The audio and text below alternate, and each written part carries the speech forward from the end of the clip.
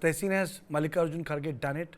Something which we were talking in a previous program, that Congress as of now, till now, has avoided all the contentious issues. But it's like an itch, didn't go away. Yes, and we predicted this yesterday. And I kept telling you, as of yesterday, Congress was at 120 plus. As long as they don't score a self goal, I don't know why these self goals keep happening. They don't want to listen. I keep telling them, I know a lot of well meaning people tell them. I'll tell you what the problem is, Kartikeya, and you know this party very well because I've seen you covering politics very closely and I have immense respect for you. Around the Congress party, the top leadership, are people who love to hear claps, right? So they have this university student who will make silly statements and you get claps, but that does not get you the fence sitters. So you mistake that echo chamber to be the support of people. It happened in Rafael as well. The people, the fence sitter wants issues of development. We are not reaching out to them. I really want the Congress to win very, very badly because it's good for democracy. It's a party I support, I vote for, I have historical ties with this party. I want them to win. But you cannot be scoring self goals. I still don't think this will be enough to turn the election. It's a mistake. Obviously, everybody's going to cash in on it, but end it here. No self goals, no abusing the Prime Minister personally, criticize him on policy, no Hindu Muslim, no Satyapal Malik, no Pulwama, no Pakistan. Stay away from these issues. Let BJP keep harping and talking about it. Don't get into these issues. You use a very good phrase. Don't make the Gujarat mistake. In Gujarat, you had all these champagne NGOs around you celebrating with champagne while taking money from people. You lost credibility completely. In Gujarat and Karnataka, in both these states, the Congress was a 40% party. It still is a 40% party, vote share party in Karnataka. It got wiped out in Gujarat. It's 25% now. Don't fall for these left loonies who love these cheers and the voice of their own applause. Reach out to the others. That's what's going to help you win. From 40, you need to be 43, 44 to get that critical mass of 120 plus to have a stable government. At 115, 116, believe me, the BJP is coming after you. The governor is theirs. Brijesh, Mr. Kharge has done it. The milk has been spilled.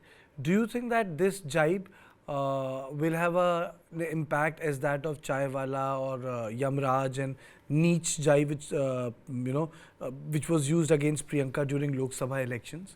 Well, I agree with Tehseen on one point completely, that I don't think that this is going to cost the Congress elections.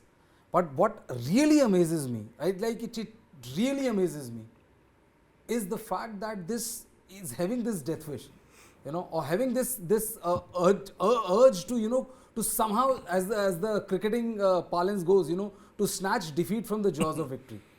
This urge to snatch defeat from jaws of victory is very, very perplexing.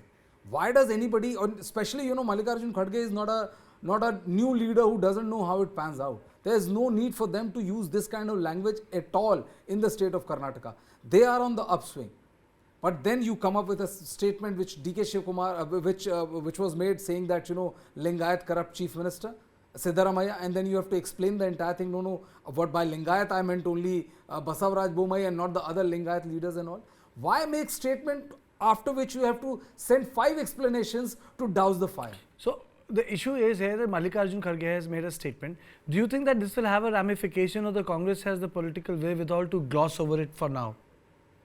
No, I don't think, I agree with Shehzad when he mentioned that this will not have, but the kind of advice or wise counsel which Shehzad gave, that should have come from Mr. Mallikarjun Kharge. I would have expected him to say this.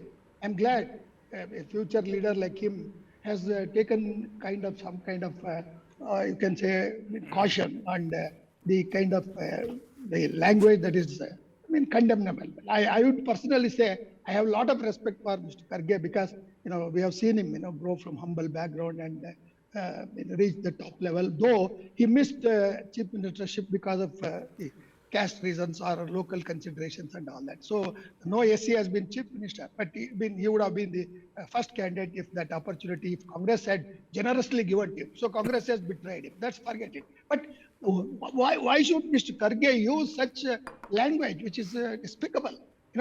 Any speech, it should show your wisdom and it should rise in esteem. And especially in public discourses, I'm really distressed to see applied for the last 10 years or 14 years, wherever we have seen this kind of Congress losing its forte and also declining its vote share, not vote share in the number of seats and states also. I think Congress has to introspect. You look at Manishankaraya, the other side, you see uh, uh, the other man, what is his name? Shashi Tharoor. What a difference. The world of difference.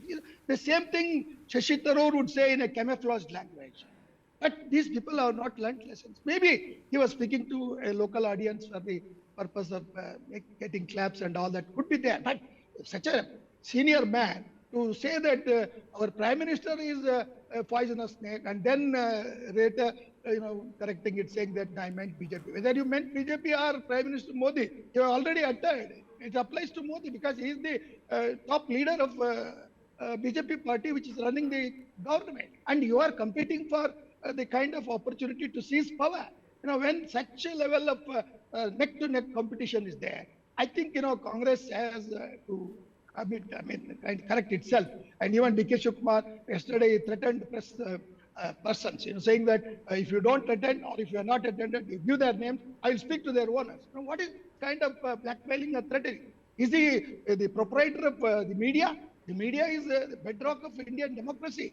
And that is the one thing that, apart from judiciary, is bringing such things to public. And also, I think people of Karnataka, feel sad about Mr. Mallikarjun Kharge. And they also feel sad for Mr. Siddaramaiah.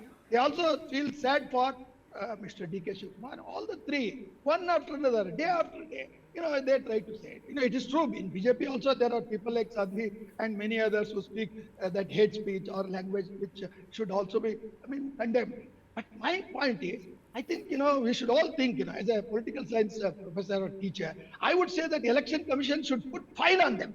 Like in a cricket, or delayed overs or the wrong things that you do in the eyes of the public and based on the rules. I think even election commission should come out with the kind of, whatever punishment, instant punishment.